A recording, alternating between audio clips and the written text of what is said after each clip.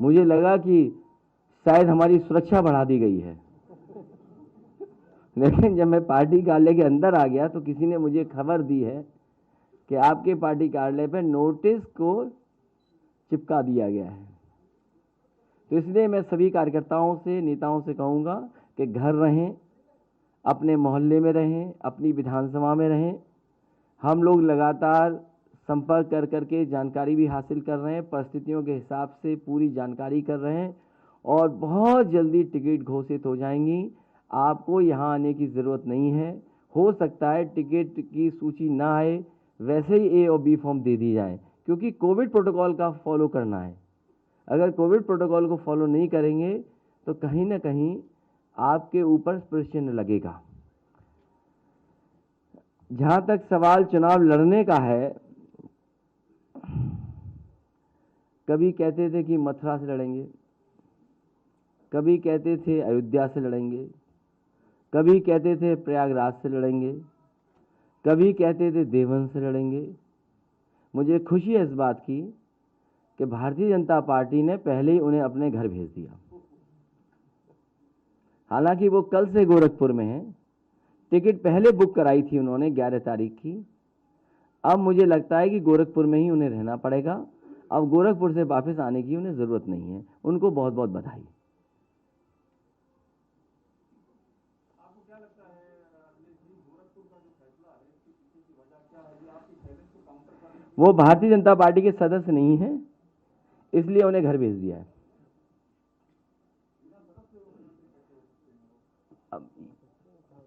अच्छा, आप किसी पार्टी के सदस्य न हो तब भी आप मुख्यमंत्री हो सकते हैं। हाँ, किसी पार्टी के सदस्य हो तब भी आप बन सकते हैं मुख्यमंत्री। और अभी तो जनता को भेजना था, जनता के भेजने से पहले ही भेज दिया इन्हें वापस।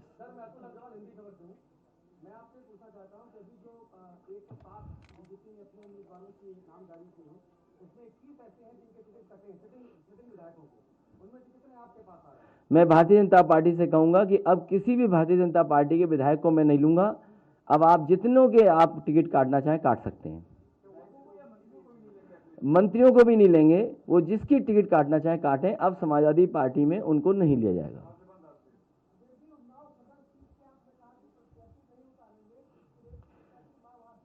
ये आजकल के ज़माने में जो सोशल मीडिया और व्हाट्सएप यूनिवर्सिटी से जो क्रिएट होते हैं मैसेजेस, उसी की तरह से एक मैसेज क्रिएट किया गया है। नहीं, हमारी पार्टी ने नहीं ऐसा फैसला लिया।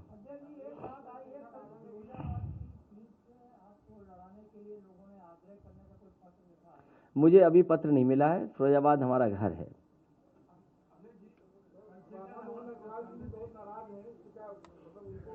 हाँ, एक गुंजाइश छोड़ सकते हैं। हाँ, ये ठीक आया सवाल इधर से। हाँ, एक के लिए अभी जरूरत है हमें, क्योंकि अतुल अग्रवाल जी ने पूछा था, इधर से दूसरे अग्रवाल का नाम दे दिया, तो ठीक है।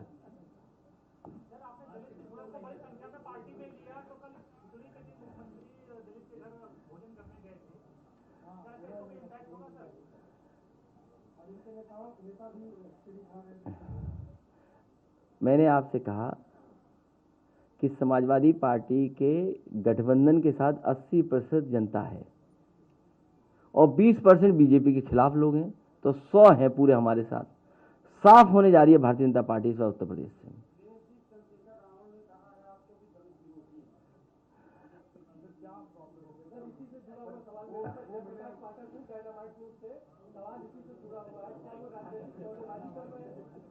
नहीं, ये पूछना है, ये दिल्ली से आए हैं, इनसे इनको पूछना है, ये सब पता है इनको, इसलिए पूछो सवाल।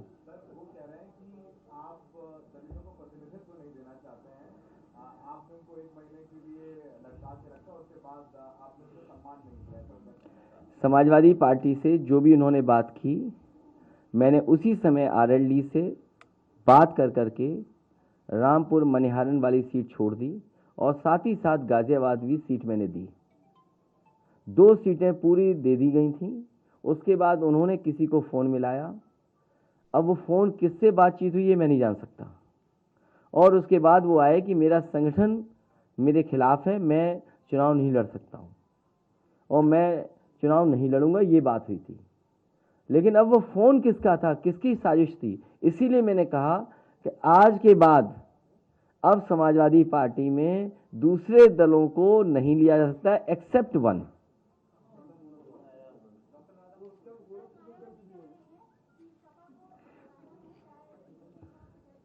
ये उनका पुराना है, लेकिन जन्मदिन के दिन ऐसा नहीं सवाल पूछना चाहिए। मैं उनके जन्मदिन पे बहुत बहुत बधाई देना चाहता हूँ, बहुत बहुत शुभकामनाएं देना चाहता हूँ।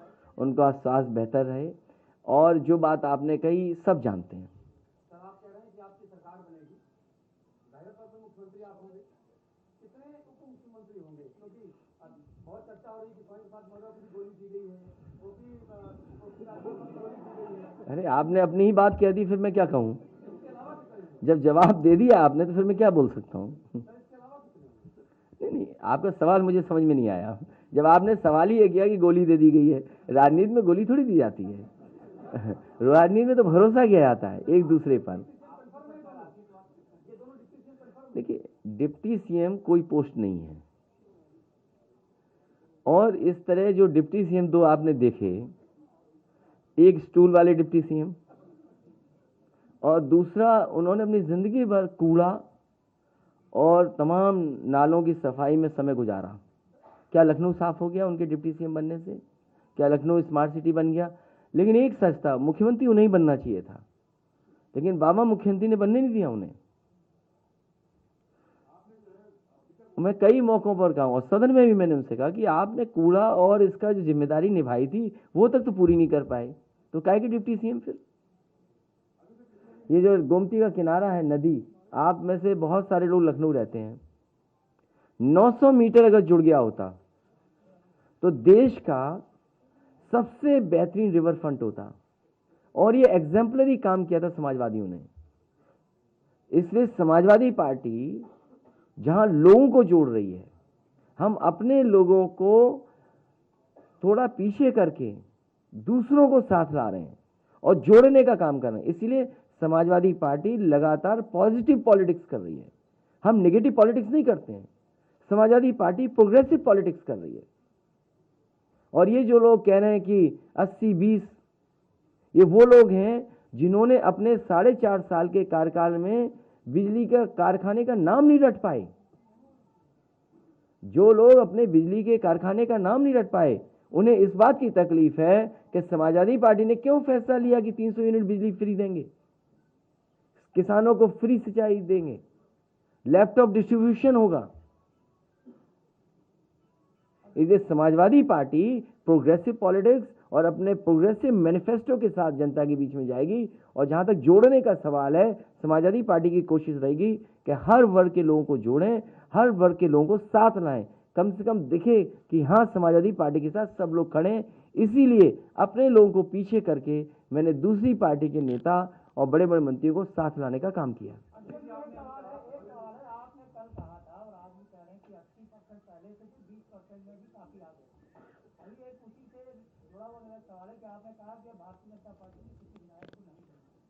मगर क्या भारतीय जनता पार्टी के गठबंधन में शामिल कोई दल आपसे जोड़ना चाहेगा? तो क्या अब आप गुंजाइश है? अब हमारे पास गुंजाइश नहीं है। अब हम चुनाव में चले गए हैं, A-B फॉर्म बढ़ चुके हैं, बहुत पार्टी आगे बढ़ चुकी है और बहुत त्याग किया है पार्टी की टिकटों को। बहुत पार्टी की टिकटों का मैंने त्याग किया है, तब जाकर के जोड़ पाए। इसलिए त्याग कर करके हम लोग उनको साथ लाने का काम कर रहे हैं। बहुत सी चीजों को भुला करके हम लोग साथ ला रहे हैं।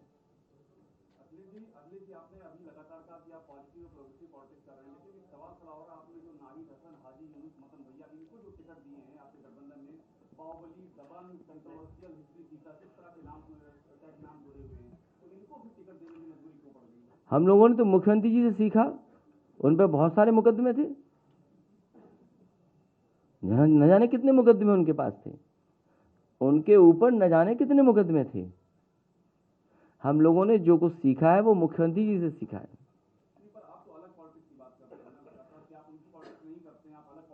तो इसीलिए हम कह रहे हैं कि प्रोग्रेसिव पॉलिटिक्स कर रहे हैं, लोगों को जोड़ने का काम कर रहे हैं।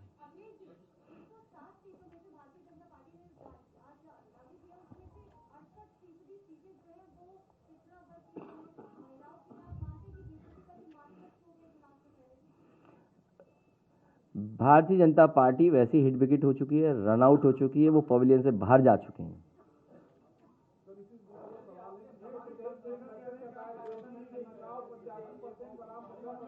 अरे 4 सवाल इकट्ठे आ रहे हैं।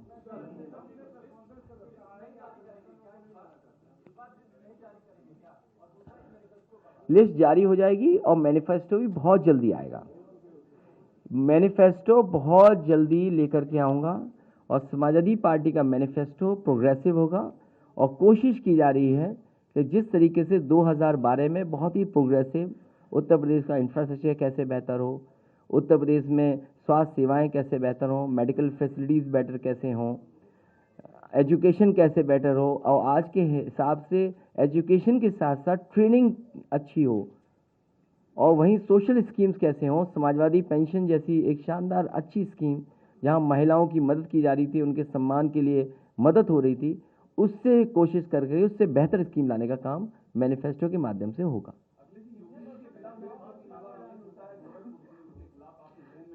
गोरखपुर में इस बार समाजवादी पार्टी सभी सीटें जीतने जा रही है। जो मुख्यमंत्री वहां मेट्रो न चला पाए हो, पहली घोषणा आप याद करो, आप में से अगर मैं गलत हूं तो मुझे ठीक करना।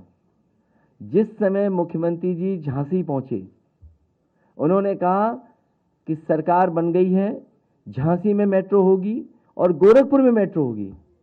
तो जो मुख्यमंत्री अपने घर में मेट्रो न चला पाए हों, जो मुख्यमंत्री अपने यहां सीवर लाइन न बिछा पाए हों, इस बार भी लोगों को नाव से चलना पड़ा, सोचो गोरखपुर में। और जिस मुख्यमंत्री ने बिजली महंगी कर दी, बेरोजगार न जाने कितनी बार लाठी खाए गोरखपुर में, इस बार गोरखपुर की जनता इनको सबक सिखाएगी।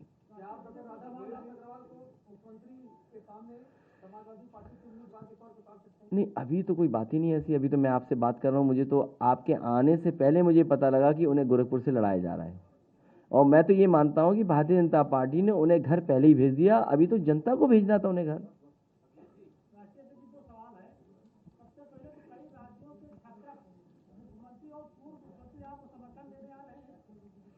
मैं